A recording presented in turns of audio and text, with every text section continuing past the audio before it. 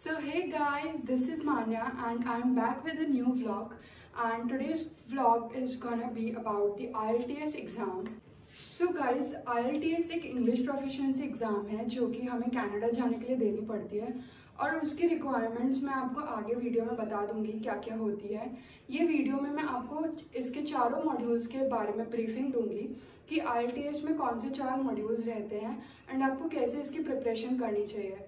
क्या आप लोग को कोचिंग जाने की ज़रूरत है इसके लिए, क्या नहीं है, एंड मैंने क्या क्या मिस्टेक्स की थी जब मैंने IELTS दिया था। So stay tuned guys, please like this video and share it with your friends, and if you're planning to come to Canada, I hope this video will be informative for you. Thank you so much. तो बात करते हैं अब इनके modules के बारे में। So basically IELTS में 4 मॉड्यूल्स रहते हैं, listening, reading, writing and speaking. Guys IELTS ये 4 मॉड्यूल्स के अराउंड ही घूमता है।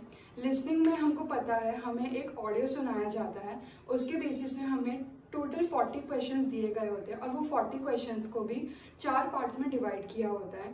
सो ये 40 क्वेश्चंस को हमें सॉल्व करना होता है वो ऑडियो सुन के। देन फ्रेंड्स, अब हम बात करते हैं रीडिंग की। सो बेसिकली रीडिंग के लिए हमें टाइमिंग जो दिया रहता है वो 60 मिनट्स होता है और उसमें हमें 3 पैसेजेस दिए होते हैं। इस ड्यूरेशन में हमको तीनों पैसेजेस सॉल्व करने रहते हैं। तीनों पैसेजेस का एक लेवल रहता है। फर्स्ट पैसेज जो होता है वो एकदम इजी रहता है गाइज, वो आप 10 मिनट्स में भी कंप्लीट कर सकते हो। सेकंड पैसेज आप थोड़ा मॉडरेट लेवल समझ लो एंड थर्ड पैसेज थोड़ा ट्रिकी रहता है, बट मतलब हो जाता है गाइज 60 मिनट्स में आराम से आप रीडिंग कंप्लीट कर सकते हो। सो गाइज अब बात करते हैं हम राइटिंग सेक्शन की। तो राइटिंग सेक्शन भी इतना हार्ड नहीं रहता। राइटिंग सेक्शन में भी 2 पार्ट्स होते हैं, एक पार्ट 1 एंड एक पार्ट 2। पार्ट 1 में बेसिकली हमें ग्राफ्स, पाई चार्ट या फिर लाइन ग्राफ्स ये सब दिया रहता है एंड उसके वो ग्राफ के बेसिस पे हमें उस ग्राफ को एक्सप्लेन करना रहता है 150 वर्ड्स में। 150 वर्ड्स टू 180 वर्ड्स आप इतना कर सकते हो। एंड देन पार्ट 2 रहता है ऐसे राइटिंग। ऐसे राइटिंग में भी डिफरेंट टॉपिक्स पूछ लेते हैं। मैंने जब एग्ज़ाम दिया था तो मुझे पूछा था एग्री डिसएग्री पे। अब मुझे टॉपिक तो याद नहीं है, बट इसमें अलग अलग वेराइटीज़ रहती है। पॉजिटिव नेगेटिव भी आ सकता है, आपको किसी टॉपिक के एडवांटेजेस डिसएडवांटेजेस पूछ सकते हैं, कुछ भी आ सकता है गाइस। तो आपको सब चीज़ों के लिए प्रिपेयर रहना पड़ता है। तो इसके लिए मैं आपको एक टिप देना चाहूँगी, जितना हो सके आप न्यूज़पेपर टाइम्स ऑफ इंडिया अगर आपके घर में नहीं आता हो तो आप मंगवाओ एंड उसको डेली बेसिस पे 1 या 2 आर्टिकल्स रोज़ रीड करो, क्योंकि उससे आपकी वोकैबुलरी भी अच्छी होगी एंड आपको एक ग्रिप आएगी इंग्लिश पे। क्योंकि मैं जब अपने टाइम पे रीडिंग करती थी गाइज, मेरी कैपेसिटी थी सिर्फ 1 पैसेज सॉल्व करने की। फिर धीरे धीरे जैसे जैसे मैंने न्यूज़पेपर पढ़ना शुरू किया, मेरा माइंड उस हिसाब से वर्क करने लगा एंड मेरी रीडिंग स्किल्स बहुत इम्प्रूव हुई। फिर मैं अराउंड 20 मिनट्स में 2 पैसेजेस कंप्लीट कर लेती थी और फिर मेरे पास बहुत सारा टाइम बचता था थर्ड पैसेज को सॉल्व करने का। तो अब मैं आपको बताती हूँ 4th मॉड्यूल के बारे में, जो कि स्पीकिंग रहता है, जिससे सब बच्चों की फटी पड़ी रहती है guys. Sorry for this language, but speaking से हम सबको सबसे ज़्यादा डर लगता है क्योंकि मोस्ट ऑफ द बच्चों की फ्लुएंसी इतनी अच्छी नहीं होती and speaking is all about fluency and the words you use.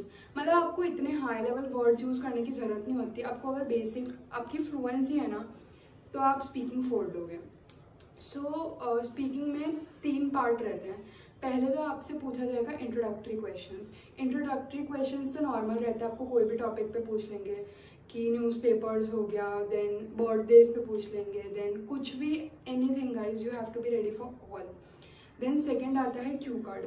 Q card रहता है 1 से 2 मिनट के लिए। 1 से 2 मिनट के लिए आपको एक टॉपिक दिया जाएगा एंड आपको उस पर प्रिपेयर करना रहेगा। इसमें भी 4 सब क्वेश्चंस रहते हैं एंड आपको चारों सब क्वेश्चंस को कवर करना पड़ता है। अगर आपने वो कवर कर लिया तो आपको ऑटोमेटिकली एग्जामिनर रोक देगा कि आपका स्पीकिंग क्यू कार्ड वाला पार्ट खत्म हो गया है। देन आता है फॉलोअप। सो फॉलोअप में बेसिकली क्यू कार्ड के रिलेटेड ही क्वेश्चंस पूछे जाते हैं एंड फॉलोअप में आप ये मान लीजिए कि आपको 4 to 5 लाइन्स के आंसर देने पड़ेंगे, क्योंकि फॉलोअप में थोड़ा डिटेल्ड आंसर वो लोग एक्सपेक्ट करते हैं। इंट्रोडक्शन में तो हम 2-3 लाइन देंगे तो इट्स नॉर्मल, बट फॉलोअप में थोड़ा कंटेंट आपको बढ़ाना पड़ेगा। अगर आपको स्पीकिंग का कंटेंट अच्छा करना है तो आप डेली यूट्यूब पे वीडियोस देखिए स्पीकिंग के एंड प्रेफर कीजिए गाइज कि आप 9 बैंड्स वालों का ही वीडियो देखें, क्योंकि अगर आप 6.5 या 7 बैंड्स वालों को देखोगे तो मुझे नहीं लगता आप में कुछ इम्प्रूवमेंट होगा। अगर आप 9 बैंड्स वालों का वीडियो देखोगे तो मतलब आप नए नए वर्ड्स भी सीखोगे एंड आपको पता चलेगा कि कैसे आपको बेटर वे में प्रेजेंट करना है खुद को। सो स्पीकिंग का यही था गाइस, एंड रोज़ ट्राई करो कि एक टॉपिक या 2 टॉपिक आप पूरा फुल कवर करो स्पीकिंग का, एंड मिरर के सामने रोज़ प्रैक्टिस करो। या आपका कोई फ्रेंड है या आपके पेरेंट्स हैं जिनकी इंग्लिश एकदम अच्छी हो या बेसिक इंग्लिश आती हो, तो उनको बोलो आपको कुछ क्वेश्चंस पूछे और आप उनके आंसर करो। भले ही वो आपको करेक्ट ना कर पाए बट एटलीस्ट आप इंग्लिश में बोल पाओगे। सो गाइस, अब आपको ये तो पता चल गया कि कौन से मॉड्यूल्स रहते हैं और उनमें क्या क्या रहता है। अब मैं आपको बैंड्स बताती हूँ कि बैंड्स कैसे मार्किंग स्कीम वगैरह रहती है। मेरे टाइम पे क्या मार्किंग स्कीम थी एंड अभी की क्या मार्किंग स्कीम है। सो गाइज, जब मैंने आइल्स दिया था फरवरी 2023 में, एंड तब की रिक्वायरमेंट थी आपके हर मॉड्यूल में मोर देन 6 बैंड्स होने चाहिए एंड नॉट लेस देन 6 अगर आप बैचलर्स करके आ रहे हो। और अगर 12th करके आ रहे हो तो अगर आपके 1-2 मॉड्यूल में 5.5 बैंड्स हो तो वो चला लेते थे, आपका वीज़ा आ जाता था, इतना कोई इशू नहीं होता था। बट अब ऐसा सिनेरियो है गाइस कि अब 5.5 भी आ रहे हैं लोगों के, तो भी लोगों का वीज़ा ग्रांट हो रहा है। तो बट मैं आपको एक टिप देना चाहूँगी कि अगर ये रूल आया भी है तो आप बिल्कुल लीनियंट मत हो जाओ, अच्छे से तैयारी करो आइल्स की। आइल्स में कभी भी 6.5 बैंड से नीचे ना आए, आप ये ट्राई करो, क्योंकि ये एक बेसिक सी इंग्लिश एग्ज़ाम है जो कि आई होप मतलब आप अच्छे से क्रैक करो एंड अच्छे कॉलेज में जो आपको चाहिए उसमें एडमिशन लो, ताकि आपको भी प्राउड फील हो एंड आपके पेरेंट्स को भी प्राउड फील हो। सो अब मैं आपको बताती हूँ कि आपको कोचिंग करनी चाहिए या नहीं करनी चाहिए। तो गाइस, ये फुल आप पे है कि आपको कोचिंग की ज़रूरत है या नहीं है। मैंने तो बहुत बड़ी गलती कर दी थी कोचिंग करके, एंड मुझे बाद में रियलाइज़ हुआ कि मैंने फालतू में अपने 15,000 रुपये वेस्ट किए कोचिंग करके।